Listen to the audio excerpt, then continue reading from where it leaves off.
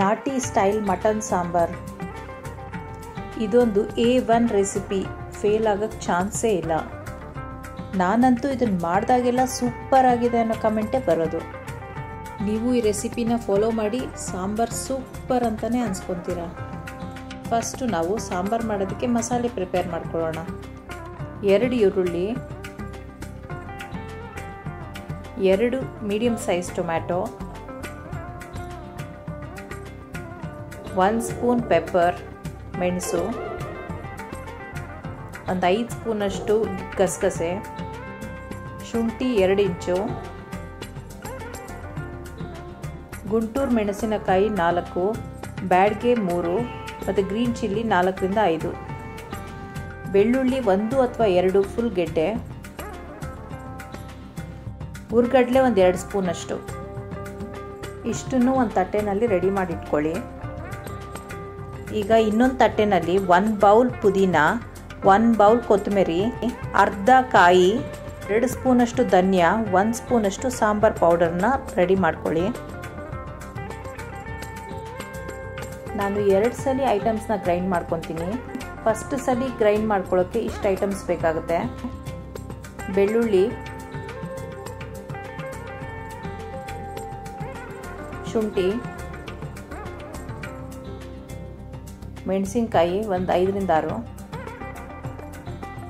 ಇಷ್ಟನ್ನು ಒಂಚೂರು ತರ್ತರಿಯಾಗಿ ರುಬ್ಕೊಳ್ಳಿ ಫಸ್ಟು. ಆಮೇಲೆ ನೀರು ಹಾಕ್ಕೊಂಡು ಇದ್ರ ಜೊತೆಗೆ 1 ಇಂಚ್ ಚಕ್ಕೆ, 5 ರಿಂದ 6 ಲವಂಗ, 1 ಸ್ಪೂನ್ ಮೆಣಸು, ಸ್ವಲ್ಪ ಕೊತ್ತಂಬರಿ ಮತ್ತು ಒಂದು ಸ್ವಲ್ಪ ಕರಿಬೇವು, ಇಷ್ಟನ್ನು ಹಾಕ್ಕೊಂಡು ಗ್ರೈಂಡ್ ಮಾಡ್ಕೊಳ್ಳಿ. ಆಲ್ಮೋಸ್ಟ್ ಫೈನ್ ಪೇಸ್ಟ್ ಮಾಡ್ಕೊಳ್ಳಿ. ನುಣ್ಣಗೆ ಪೇಸ್ಟ್ ಮಾಡ್ಕೊಬೇಕು. ಈ ಫಸ್ಟ್ ಗ್ರೈಂಡ್ ಮಾಡ್ಕೊಳ್ಳೋದು ಒಗ್ಗರಣೆಗೆ ಹಾಕ್ಕೊಳ್ಳೋಕ್ಕಂತ ಮಟನ್ ಜೊತೆ. ಈಗ ಸೆಕೆಂಡ್ ಗ್ರೈಂಡಿಂಗ್ ಐಟಮ್ಸ್ನ ತೋರಿಸ್ತೀನಿ. ಫಸ್ಟೇ ಒಂದು ತಟ್ಟೆನಲ್ಲಿ ರೆಡಿ ಮಾಡಿ ಇಟ್ಕೊಂಡಿದ್ವಲ್ಲ, ಈರುಳ್ಳಿ, ಟೊಮ್ಯಾಟೊ, ಮೆಣಸಿನ್ಕಾಯಿ, ಹುರ್ಗಡ್ಲೆ ಮತ್ತು ಕಾಯಿ, ಇಷ್ಟನ್ನು 1-2 ಸ್ಪೂನ್ ಎಣ್ಣೆ ಹಾಕ್ಕೊಂಡು ಫ್ರೈ ಮಾಡ್ಕೊಳ್ಳಿ. ಈರುಳ್ಳಿ ಎಲ್ಲ ಒಂದು ಸ್ವಲ್ಪ ಬ್ರೌನ್ ಆಗಬೇಕು, ಅಲ್ಲಿವರೆಗೂ ಫ್ರೈ ಮಾಡ್ಕೊಳ್ಳಿ. ಆಮೇಲೆ ಇದಕ್ಕೆ ಗಸಗಸೆ ಮತ್ತು ಧನಿಯಾ ಮತ್ತು ಸಾಂಬಾರ್ ಪೌಡ್ರ್ ತೊಗೊಂಡಿದ್ವಲ್ಲ, ಅದನ್ನು ಮಿಕ್ಸ್ ಮಾಡ್ಕೊಂಡು ಫ್ರೈ ಮಾಡ್ಕೊಳ್ಳಿ.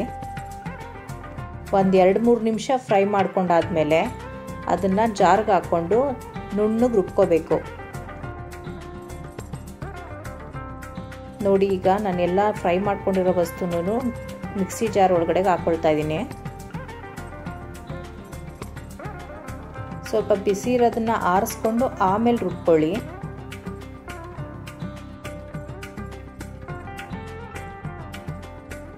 ಒಂದು ಅರ್ಧ ಲೋಟದಷ್ಟು ನೀರು ಹಾಕ್ಕೋಬೇಕು. ಇದೆಲ್ಲ ರುಬ್ಕೊಂಡಾದ್ಮೇಲೆ ಮಸಾಲ ಫ್ರೈ ಮಾಡ್ಕೊಂಡಿದ್ವಲ್ಲ, ಅದೇ ಬಾಣಲಿನಲ್ಲಿ ಪುದೀನ ಮತ್ತು ಕೊತ್ತಂಬರಿನ ಹಾಕ್ಕೊಂಡು 1-2 ಸ್ಪೂನು ಎಣ್ಣೆ ಹಾಕ್ಕೊಂಡು ಫ್ರೈ ಮಾಡ್ಕೊಬೇಕು.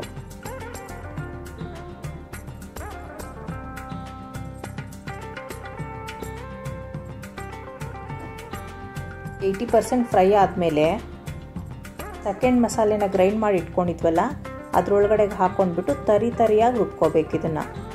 ಅದಕ್ಕೆ ನಾನು ಫಸ್ಟೇನೆ ಪುದೀನ ಮತ್ತು ಕೊತ್ತಂಬರಿನ ಹಾಕಿರಲಿಲ್ಲ. ಇವಾಗ ಈ ಸೊಪ್ಪನ್ನೆಲ್ಲ ಹಾಕ್ಕೊಂಡು ತರಿಯಾಗಿ ರುಬ್ಕೊತೀನಿ. ನೋಡಿ, ಮಸಾಲ ಪೇಸ್ಟ್ ರೆಡಿ ಇದೆ. ನೋಡಿ, ಈ ಥರ ಆಗಬೇಕು ಟೆಕ್ಸ್ಚರು. ತುಂಬ ಚೆನ್ನಾಗಿ ಕಾಣಿಸ್ತಾ ಇದೆ. ಫಸ್ಟೇ ನಾನು ಮಟನ್ನ ಒಂದು 2-3 ಸಲ ತೊಳ್ಕೊಂಡು ಅರಿಶಿನ ಮತ್ತು ಉಪ್ಪು ಹಾಕಿಟ್ಟಿದ್ದೀನಿ. ಎಲ್ಲ ಮಸಾಲ ರೆಡಿ ಇದೆ. ಈಗ ಸಾಂಬಾರು ಮಾಡೋಕ್ಕೆ ಶುರು ಮಾಡೋಣ. ಒಂದು ಕುಕ್ಕರ್ ತಗೊಂಡು ಅದಕ್ಕೆ ಒಂದು 10 ಸ್ಪೂನಷ್ಟು ಎಣ್ಣೆ ಮತ್ತು ಫಸ್ಟ್ ಗ್ರೈಂಡ್ ಮಾಡ್ಕೊಂಡಿದ್ವಲ್ಲ ಬೆಳ್ಳುಳ್ಳಿ ಮತ್ತು ಕೊತ್ತಂಬರಿ ಮಸಾಲೆ, ಅದನ್ನು ಹಾಕ್ಕೊಳ್ಳಿ. ಅದನ್ನು ಚೆನ್ನಾಗಿ ಫ್ರೈ ಮಾಡ್ಕೊಳ್ಳಿ.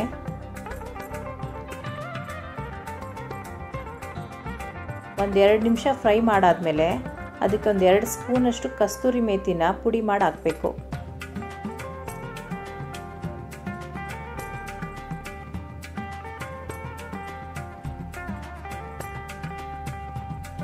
ಚೆನ್ನಾಗಿ ಬಾಡಿಸ್ಕೊಳ್ಳಿ.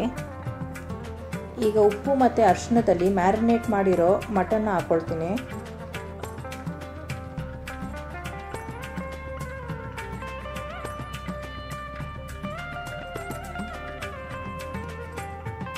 ಮಟನ್ ಹಾಕೊಂಡ್ಮೇಲೆ ಒಂದು 5 ಮಿನಿಟ್ಸ್ ಅದನ್ನು ಚೆನ್ನಾಗಿ ಫ್ರೈ ಮಾಡ್ಕೊಬೇಕಾಗುತ್ತೆ. ಮಟನ್ನ ಫ್ರೈ ಮಾಡ್ತಾ ಮಾಡ್ತಾ ಅದೇ ಒಂದು ಸ್ವಲ್ಪ ಎಣ್ಣೆ ಬಿಟ್ಕೊಳ್ಳುತ್ತೆ ಮತ್ತು ಮಸಾಲೆ ಜೊತೆ ಒಂದು ಹದವಾಗಿ ಮಿಕ್ಸ್ ಆಗುತ್ತೆ. ಒಂದು 2 ಸ್ಪೂನ್ ಎಣ್ಣೆ ಮತ್ತು ಒಂದು 2 ಸ್ಪೂನ್ ಉಪ್ಪು ಹಾಕ್ಕೊಂಡು ಫ್ರೈ ಮಾಡ್ಕೊತಾ ಇದ್ದೀನಿ.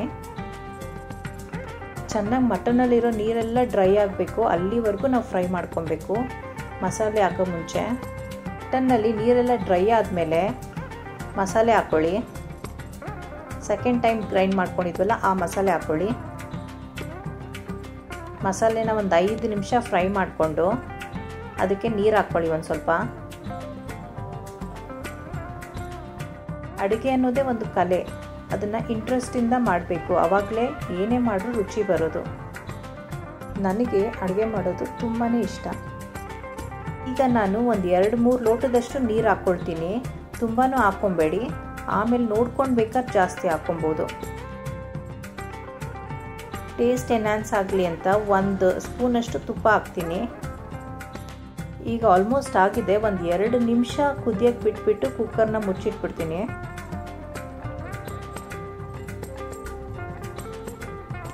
ಕುಕ್ಕರ್ ಒಂದು 3-4 ವಿಸಿಲ್ ಆದಮೇಲೆ ತೆಗೆದು ನೋಡಿ. ನೋಡೋಕ್ಕೆ ತುಂಬ ಹದವಾಗಿ ಚೆನ್ನಾಗಿ ಆಗಿದೆ ಅನಿಸ್ತಾ ಇದೆ. ಎಲ್ಲ ಮಿಕ್ಸ್ ಮಾಡ್ಕೊಳ್ಳಿ.